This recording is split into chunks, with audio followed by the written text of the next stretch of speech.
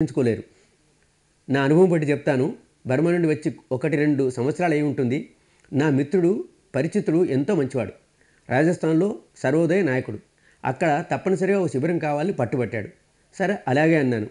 బామన్ గాంవ్ అనే ఒక చిన్న పల్లెటూరులో శిబిరం పెట్టాడు. ఎంతో ప్రశాంతమైన వాతావరణం, చాలా బాగుంది.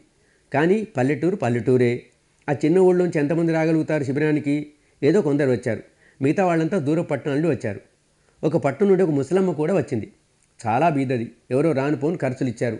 వచ్చింది, 4-5 రోజులు బాగా పనిచేసింది, మంచి సాధన చేసింది, ఎంతో సంతోషంగా ఉండింది.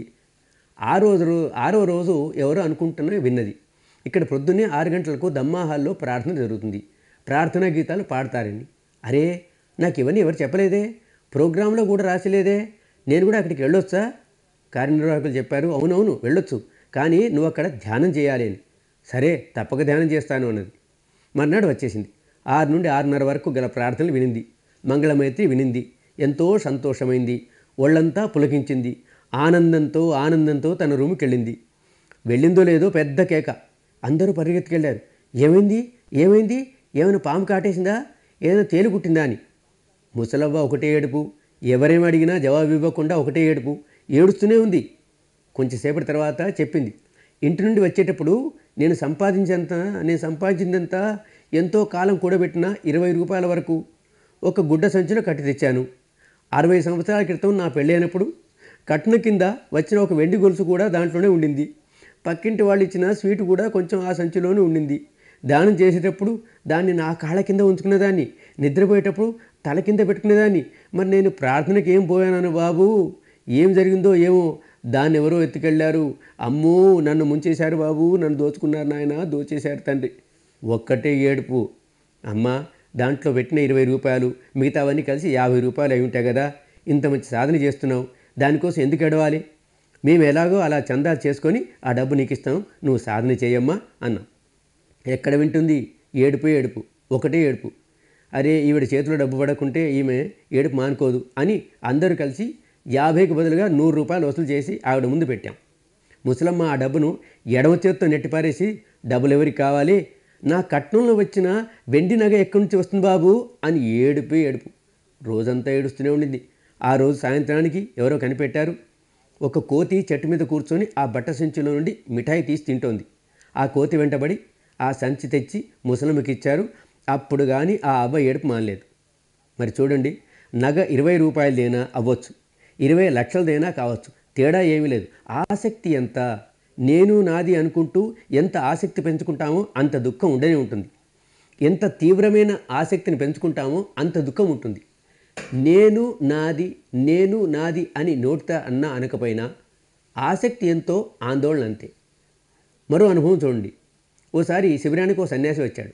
4-5 రోజులు గడిచిన తర్వాత అంటాడు, మధ్యాహ్నం మీరు ఒక్కొక్కరికి 5-5 నిమిషాలు ఇంటర్వ్యూ ఇస్తున్నారు కదా, వాళ్ళంతా గృహస్థులు, వాళ్లకు అంతకంటే ఎక్కువ టైం అవసరం లేదు.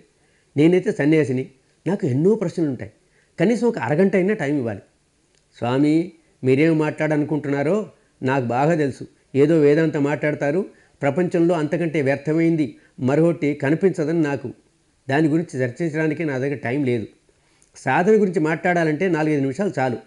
ఆయన అంటాడు, లేదు, నాకు అర్థమైంది. నేను మీతో ఉండబట్టి 5 రోజులు అవుతుంది కదా. శాస్త్ర విషయాలు చర్చించటం వృథా అని నాకు బాగా తెలిసి వచ్చింది. సాధన గురించే మాట్లాడాలి. నాకు ఒక అరగంట టైం ఇమ్మన్నాడు. అలాగో టైం కేటాయించి సరే రమ్మన్నాను. వచ్చి 3-4 నిమిషాలు సాధన గురించి మాట్లాడాడు. ఇక తను ఏ టౌన్ నుండి అయితే వచ్చాడో ఆ టౌన్లో అక్కడ మీకొక పెద్ద మఠం ఉంది కదా అని మొదలెట్టాడు. అరే, నేను సంసారిని, నాకు మఠం ఉండటం ఏమిటి? మఠాలు గిట్టాలు సన్యాసులకు ఉంటాయి. కానీ వినడే, చెప్తూనే పోతాడు. గోయంక గారు, కొంచెం అర్థం చేసుకోండి, మీకో పెద్ద మఠం ఉంది. అదేమిటి స్వామి, ఏం అర్థం చేసుకోమంటావు? నేను గృహస్థుణ్ణే, గృహస్థునికి మఠమేముంటుంది? సంసారిని అనటానికి గొప్ప సాక్ష్యం ఇదిగో ఇక్కడున్న మా ఆవిడే. నాకు మఠం ఎలా ఉంటుంది అని అడిగాను. తమ మఠం, అందులో పెద్ద ఏనుగు తిరుగుతుంటుంది అని చెప్పుకుంటూనే పోతున్నాడు. గోయంక గారు, కొంచెం అర్థం చేసుకోవడానికి ప్రయత్నించండి. అప్పుడు కానీ అర్థం కాలేదు. భారతదేశం కదా, ఎంతో గొప్ప దేశం, అన్ని రకాల వాళ్ళు ఉన్నారు ఇక్కడ. అందులో కొందరు ఒక వింత ఆచారం పాటిస్తారు. తమ జీవితం అంతా ఎప్పుడు నేను అన్న పదాన్ని కానీ నాది అన్న పదాన్ని కానీ పలకనే పలకరు. నేను అనాల్సి వస్తే కూడా మీరు అని అంటారు. నాదికి బదులుగా తమది అంటారు. ఇప్పుడు అర్థమైంది సంగతి. సరేనయ్యా, నా మఠమే, నా ఏనుగే, చెప్పండి ఇంకేం చెప్పాలో, వాటికేముంది. ఇది చెప్పుకొచ్చాడు. ఆయన ఆ మఠాన్ని టౌన్ మధ్యలో కట్టాడు, మున్సిపాలిటీ పర్మిషన్ లేకుండా. పైగా దానిలో ఓ పెద్ద ఏనుగు. టౌన్ మధ్యలో ఏనుగుని ఎవరు ఉంచనేకూడదు. అందుకని నోటీస్ వచ్చింది, ఏనుగుని అక్కడి నుండి తీసుకెళ్ళండి, మఠం కొలగొడతామని. ఇక ఈయన విన్నాడు ఎక్కడో. ఆ టౌన్ మేయర్ గారు బర్మా వచ్చినప్పుడు మా ఇంట్లో 4 రోజులు అతిథిగా ఉన్నాడని ఇక పట్టుకున్నాడు. గోయన్కాజీ, ఒక్క మాట, మీ నోటితో ఒక్క మాట చెప్పండి ఆయనకు, అప్పుడు మీ మఠం దక్కుతుంది, మీ ఏనుగు దక్కుతుంది అని. చూడండి, నేను అనడు, నాది అనే అనడు. సన్యాసి కదా, అంతా త్యాగం చేసేశాడు. కానీ ఎంత ఆసక్తి, ఎంత ఆసక్తితో చూసారా, ఎంత పరేషాన్ అవుతున్నాడో చూసారా. ఎంత గాఢమైన ఆసక్తితో అంత తీవ్రమైన ఆందోళన. తప్పదు, సన్యాసే కావచ్చు, కానీ ఆసక్తి కలిగిందా అతనికి ఆందోళన తప్పదు. అందువల్లనే అన్నారు ధర్మాన్ని సార్వజనీనం అని. అది అందరికీ ఒకేలా వర్తిస్తుంది. ఇది ఏ జాతికో సాంప్రదాయానికో చెందినది కాదు, ఎవరి సొంతము కాదు. ఇది అందరిదీని, అందరికీ వస్తుంది. మమకారం ఉంటే ఆందోళన తప్పదు. దేన్నైతే నాది నాది అని అంటున్నామో అది అనంతకాలం వరకు అట్లాగే ఉంటే దానిపైన ఎంత ఆసక్తి ఉన్నా ఆందోళన ఉండదు. ఉండని ఆసక్తిని మనకేం పోతుంది, కొంచెం కూడా ఆందోళన చెందం. కానీ దేన్నైతే నేను నేను అని అంటున్నానో అది అనంతకాలం వరకు అలాగే ఉంటే మనకు ఎంత ఆసక్తి ఉన్నా పర్వాలేదు, దానివల్ల దుఃఖమేమీ ఉండదు. కానీ కష్టం ఎక్కడొచ్చిందంటే, నేను దేన్నైతే నాది నాది అని అంటున్నానో అది నేను చూస్తూ ఉండగానే నా ముందే మాయమైపోతుంది. అప్పుడు నేను అసహాయుడుగా ఉండి ఏమీ చేయలేకపోతాను. అది నశించకపోయినప్పటికీ ఈ నేను ఎట్లాగూ నశించిపోతాను. దానికి నేనేమి చేయలేను. ఈ రెండింటితో వియోగం ఎప్పుడు వస్తుందో అప్పుడు ఆందోళన తప్పదు. మరి ఈ వియోగం కూడా వచ్చి తీరుతుంది, ఎందుకంటే ఇవన్నీ అనిత్యాలే కదా. కాబట్టి వాటిపై ఎలాంటి మమకారం పెంచుకున్నా మనకు వ్యాకులత తప్పదు. ఇలాగే మరొక మమకారం కూడా ఉంటుంది, దాన్ని కూడా మనం ఇలాగే పెంచుకుంటాం. ఏంటది? ఇది నా మతం, ఇది నా ఆలోచన విధానం, ఇది నా నమ్మకం, ఇది నా శాస్త్రం, ఇది నా ధర్మం అన్న ఆసక్తి. ధర్మం ఎక్కడైనా నీది నాది అని ఉంటుందా? అది అందరిదీను. కానీ ఇది నా ధర్మం, నా మతం అంటుంటాం.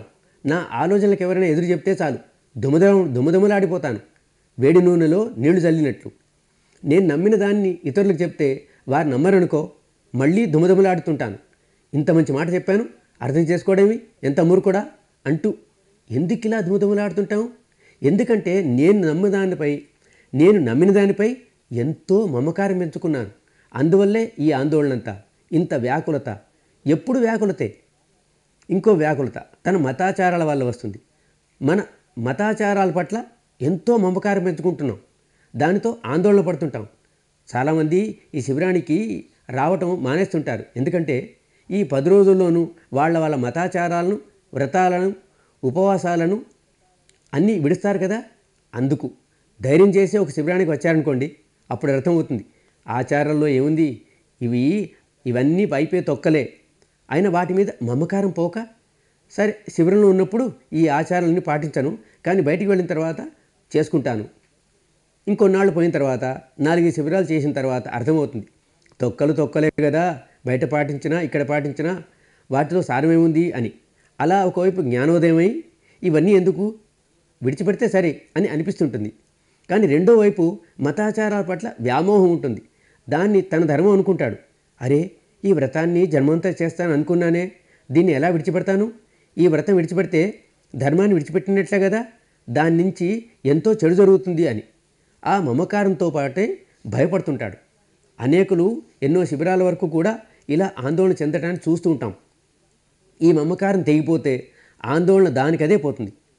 ఎప్పుడైనా ఒకడు ఆందోళన చెందాడనుకో, బాధపడుతున్నాడనుకో, తన అంతరంగంలో వెతికితే ఈ పై 4 మమకారాలలో ఏదో ఒకటి తలెత్తిందని తెలుస్తుంది. ఏదో ఒక ఆసక్తి నాలో మొలకెత్తి నన్ను వ్యాకులపరుస్తుందన్నమాట. ఎప్పటి వరకు మమకారం ఉంటుందో అప్పటి వరకు ఆందోళన తప్పదు. కోరిక ఒక వ్యసనమైనప్పుడు ఆందోళన తప్పదు.